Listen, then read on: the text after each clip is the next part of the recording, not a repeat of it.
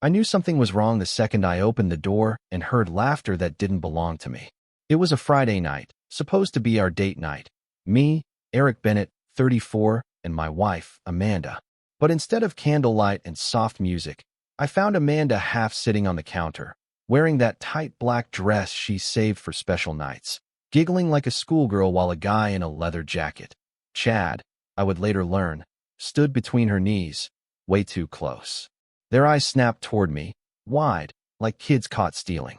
Amanda's lipstick was smudged, and that wasn't my cologne hanging heavy in the air.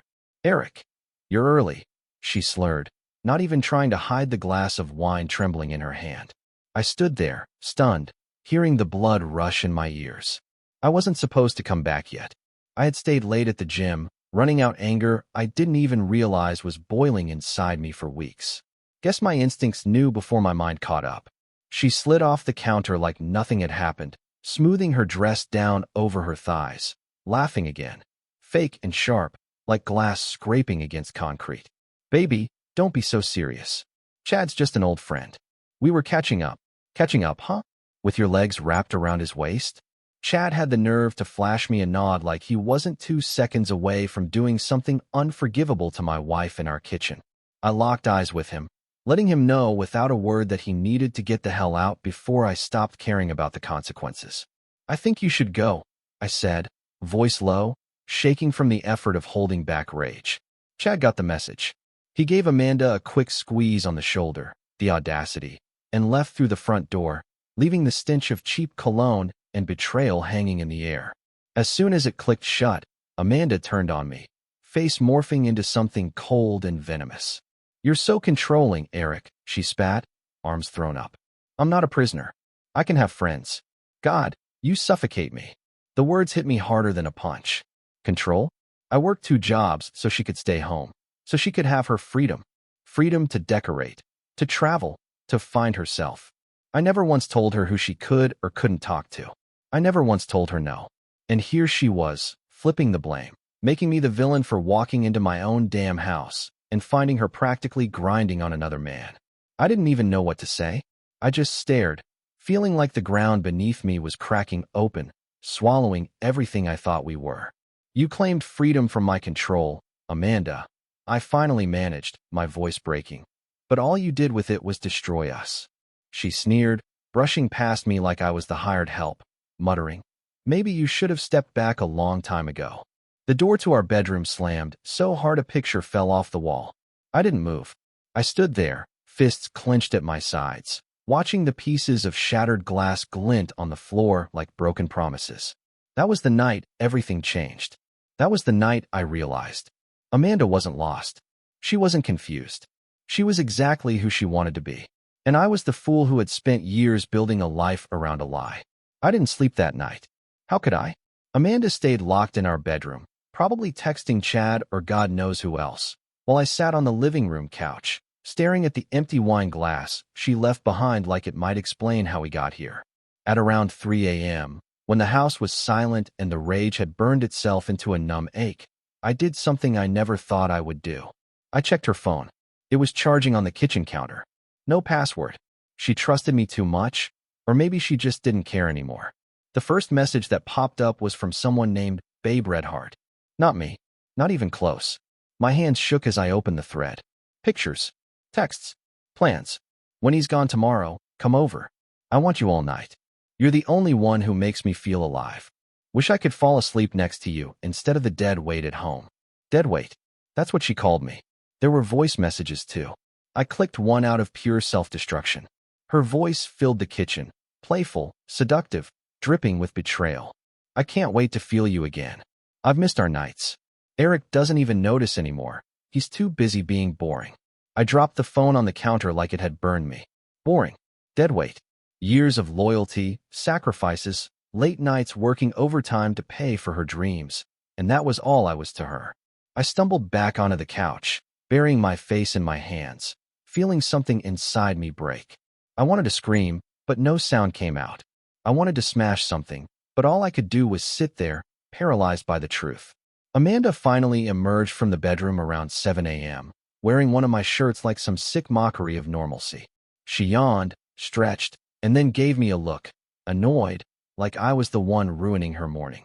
"What are you doing up?" she asked, her voice still thick with sleep. I said nothing, just stared at her. Her, the woman I had loved since college. The woman I had built a life around. A liar in my kitchen. "You're being dramatic again," she huffed, rolling her eyes. It wasn't until I threw her phone at her feet that her mask cracked.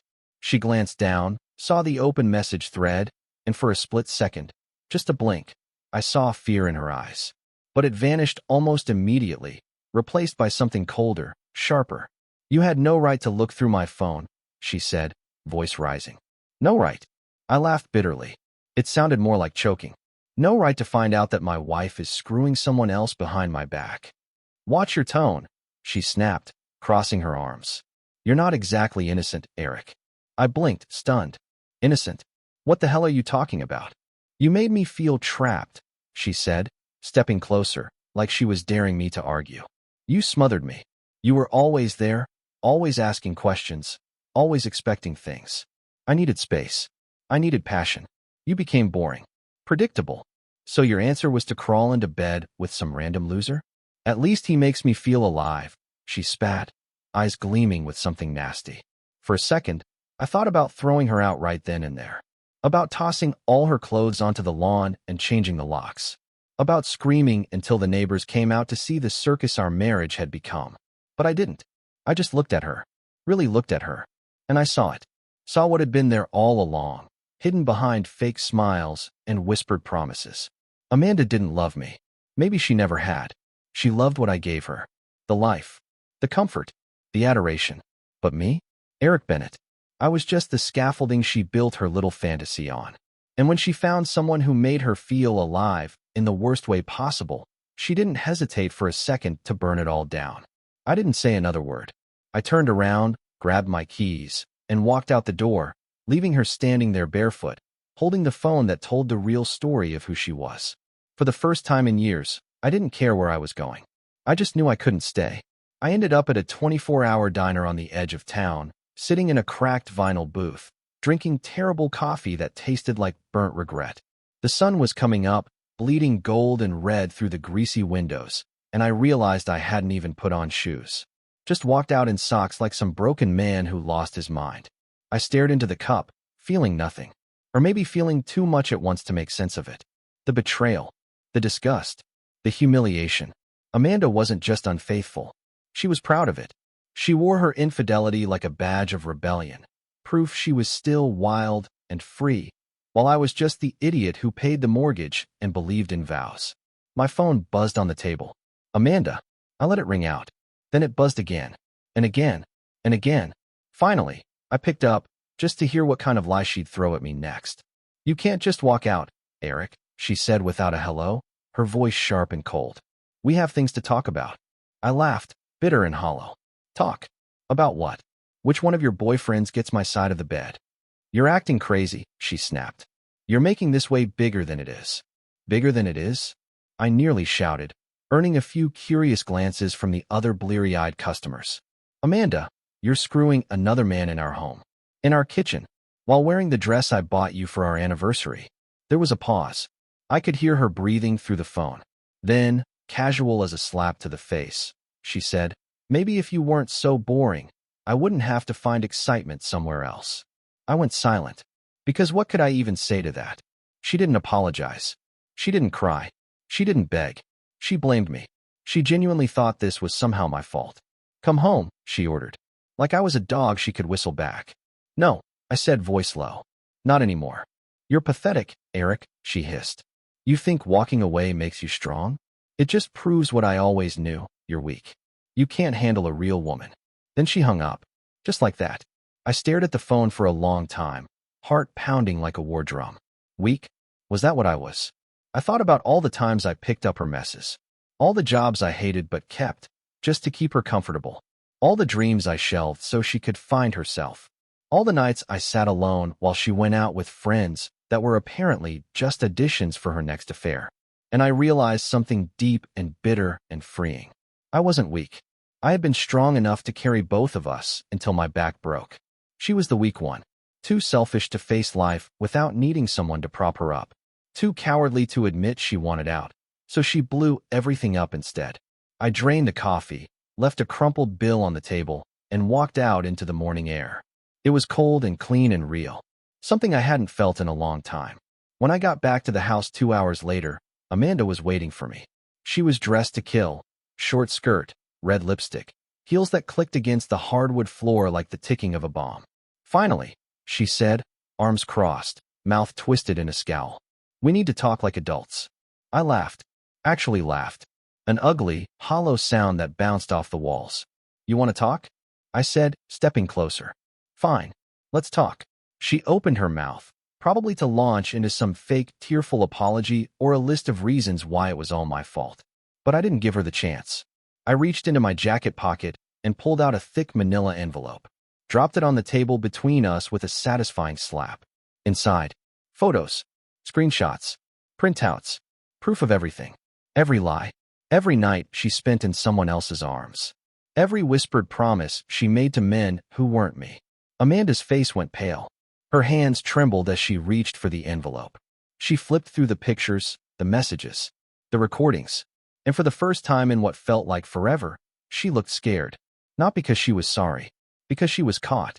I crossed my arms, watching her squirm, watching her kingdom of lies crumble at her feet. "You wanted freedom, Amanda," I said quietly. "Congratulations.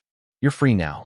And I turned and walked away, leaving her there with nothing but a stack of broken dreams and the sound of her own heavy breathing filling the empty room. I didn't go far. Just drove aimlessly for hours, the streets blurring into meaningless ribbons of asphalt under my wheels. I ended up at the lake where Amanda and I used to go when we first started dating. Back when everything felt effortless, real. Before the rot set in, hidden under shiny promises and soft lies. I sat on a bench overlooking the water, watching the wind tear across the surface, sending waves crashing into the shore. It was cold. I didn't even have a jacket, but I welcomed the sting of the air on my skin. It made me feel alive. It reminded me that I could still feel something besides betrayal. I don't know how long I sat there. Long enough for the sun to start sinking, casting everything in gold and blood. I kept replaying everything in my head. The nights I stayed late to fix things at work. The stupid little surprises I left for her. Notes on the mirror, flowers by the bed. The way she smiled at me when she wanted something, and how I always fell for it. Had it all been fake? Was she laughing at me the whole time? The questions dug into my brain like claws, and no matter how many times I told myself it didn't matter anymore, that she was no longer my problem, the pain stayed. It wasn't just losing her. It was realizing I had lost myself somewhere along the way. Amanda didn't just cheat on me with some guy. She cheated on the life we built. She spit on everything I gave, everything I was, because she needed something more exciting. A part of me wanted to go back. Not to fix things, that was dead, but to scream at her, to tell her exactly how much damage she had done, to make her feel even a fraction of what I was feeling. But I didn't, because deep down, I knew she wouldn't care. She wasn't the woman I thought she was. She wasn't capable of guilt. That night, sitting by the lake with the wind howling around me like a pack of wolves, I realized something else. Amanda didn't leave me. Not really. She left herself. She gave up the real things, loyalty, trust, partnership, for cheap thrills and empty promises. She traded gold for gravel. And one day, when the nights grew long and the men got tired of her games, she'd be the one sitting alone, wondering where it all went wrong. Not me. I stayed until the stars came out, cold and brilliant above the black water. I stayed until my fingers went numb and the anger started to die, replaced by something harder, something sharper. Resolve. I wasn't going to be the sad guy Amanda pitted when she told her next boyfriend about her boring ex. I wasn't going to be a footnote in her story. I was going to write my own damn story. One where I didn't have to beg someone to stay loyal. One where love meant something real, or not at all. When I finally stood up and got back in my car, I didn't feel better. Not yet. But I felt something close to clarity. And that was enough for now. The next morning, I woke up on my brother's couch. Jake. Younger than me by 3 years, sharper around the edges, but the kind of man you could call at 3 a.m. and know he'd show up. No questions asked. He didn't say anything when I banged on his door last night. Just pulled me inside, handed me a beer, and let me sit there in silence. He knew. Maybe not the details, but he saw it in my face. Some wounds don't need explanations. Now, I was lying there staring at the cracked ceiling, feeling the dull ache in my chest pulse in time with my heartbeat. Amanda hadn't called, hadn't texted, nothing. Not a single word to ask where I was, to apologize, to fight for us. She had shown her hand, and now she was standing by it, daring me to do something about it. Jake wandered in, tossing a set of keys onto the coffee table. "Take the truck if you need it," he said, voice rough from sleep. "Figure your head out." I nodded. No words, just gratitude sinking into my bones. By noon, I was standing outside my own damn house, keys in hand, heart in my throat. I wasn't here to talk. I was here to end it. I pushed the door open, and there she was, Amanda, lounging on the couch, scrolling through her phone like nothing had happened. Like the last few days hadn't been a bomb going off in the middle of our lives. She looked up, eyes blank, cold. "You're back," she said, monotone. "Not I'm sorry. Not I missed you. Just that." I shut the door behind me, slow, deliberate. "I came to pack," I said. Her eyebrows lifted a fraction. "Pack? What are you running away?" I almost laughed. Of course she'd see it that way. Not as me saving myself. No, in her mind, I was the coward, the quitter, the weak one. "You made your choice," I said simply. "Now I'm making mine." She tossed her phone aside and stood up, that fake confidence oozing off her like cheap perfume. "You think you can just leave me?" she snapped. "After everything we built?" I stepped closer, feeling the weight of all the years between us pressing down on my ribs. "You didn't leave me any choice, Amanda." Her mouth curled into a sneer. "You'll be back. They always come back." There it was. The pure, raw venom she usually kept tucked behind fake smiles and sweet words. The real Amanda. Ugly and unfiltered. I didn't answer. Didn't yell. Didn't plead. I just turned and walked to the bedroom, grabbing what mattered: clothes, documents, a few things that were mine before her sticky hands ever touched them. She followed me, throwing insults like knives. "You're nothing without me. Good luck finding anyone better. No one will love you like I did." Each word hit, but not the way she wanted. They didn't tear me down. They showed me just how pathetic she had become, clinging to her own twisted fantasy where she was the prize, and I was the loser too stupid to realize it. When I walked out the front door with 2 duffel bags slung over my shoulder, she didn't follow. She just stood there, arms crossed, daring me to look back. I didn't. I threw the bags into Jake's truck, climbed behind the wheel, and drove away without a second thought. For the first time in months, hell, maybe years, I felt like I could breathe. She claimed she wanted freedom from my control. Well, congratulations, Amanda. Now you have all the freedom in the world, and nothing left to fill it. The first night away felt like detox. Everything hurt. The silence, the empty space around me, even my own breathing. I kept expecting to hear her voice, to smell her perfume lingering in the air, to turn around and catch her lying again without even blinking. But there was nothing. Just me and my choices. Jake didn't hover. He dropped by with some beers and a nod, like a silent reminder that I wasn't alone, and then left me to figure my own mess out. I needed that. No advice. No pity. Just space. The second night, the anger kicked in. I couldn't sit still. I paced Jake's living room like a caged animal, the same words bouncing around in my skull like a broken record. "You're boring. You're weak. You'll be back." Every time I replayed her voice in my head, it got sharper, uglier. I didn't want her back.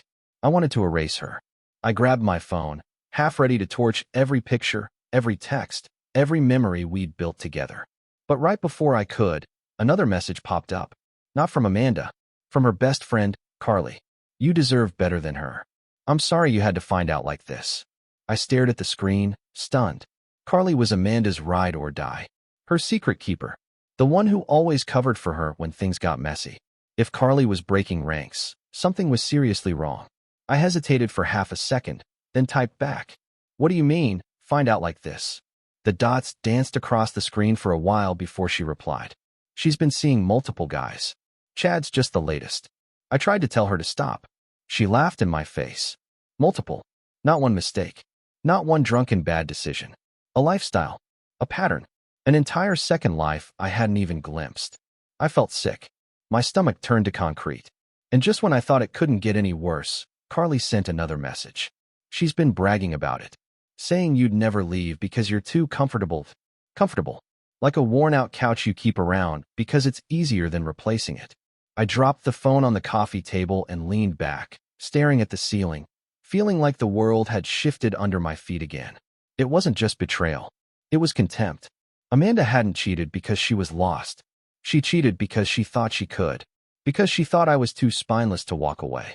And that, more than anything, lit a fire under my ribs that I knew nothing could put out. The next morning, I made a decision. I wasn't just walking away from Amanda. I was burning the bridge behind me so she could never, ever reach me again. I called the realtor, told him to list the house immediately. Everything was in my name. Bought before Amanda ever walked into my life, before she ever knew the password to my dreams.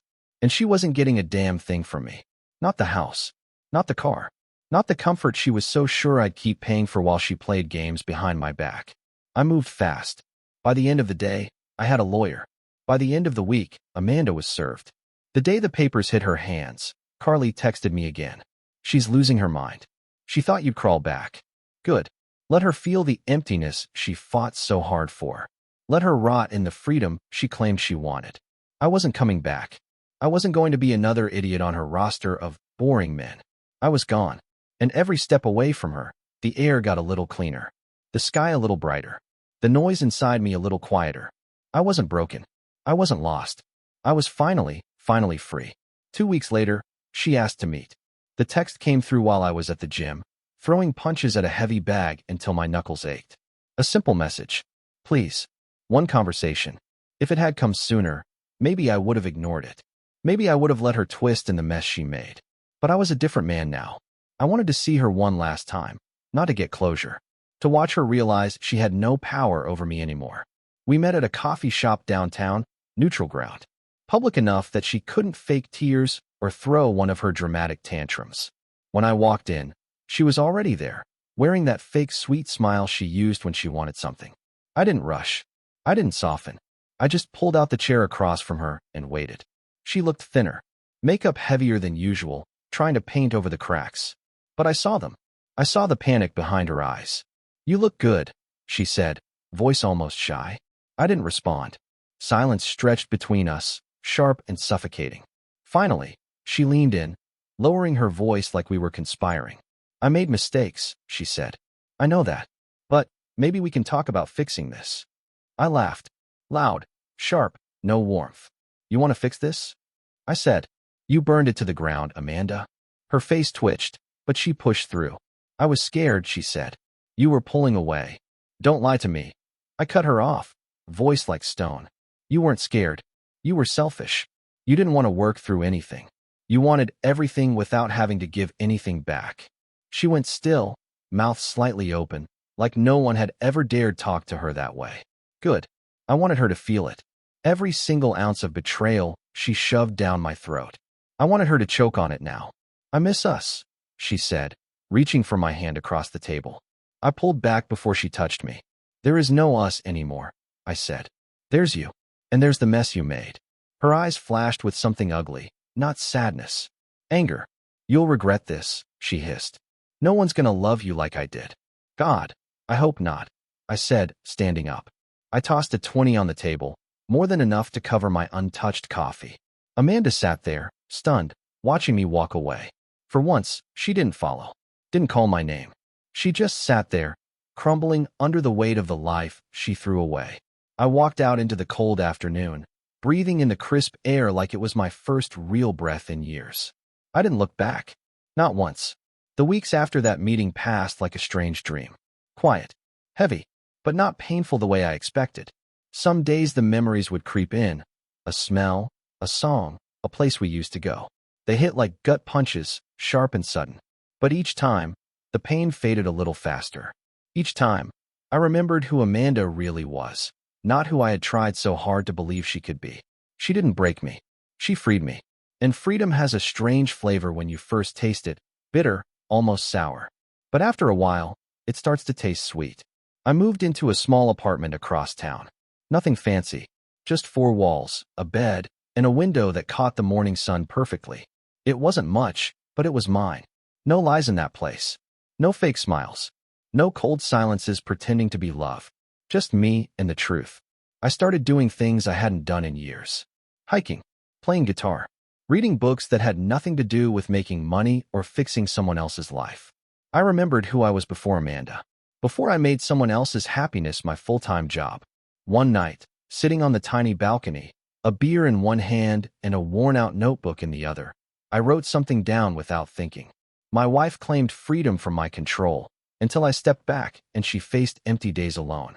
It was the purest truth I had lived. Amanda thought freedom meant chasing new men, new thrills, new disasters. But real freedom, the kind that mattered, wasn't about running wild. It was about standing tall, alone if you had to, whole, unafraid. Amanda had built her world out of shallow excitement and lies. I had built mine out of loyalty and love. She lost, not because I punished her, not because I fought her, but because I stopped fighting for someone who wasn't worth it. And now, when I think about her, about us, I don't feel anger anymore. I don't feel sadness. I feel gratitude. Gratitude that she showed me who she really was before I wasted another decade trying to fix what was always broken. Gratitude that I learned to choose myself.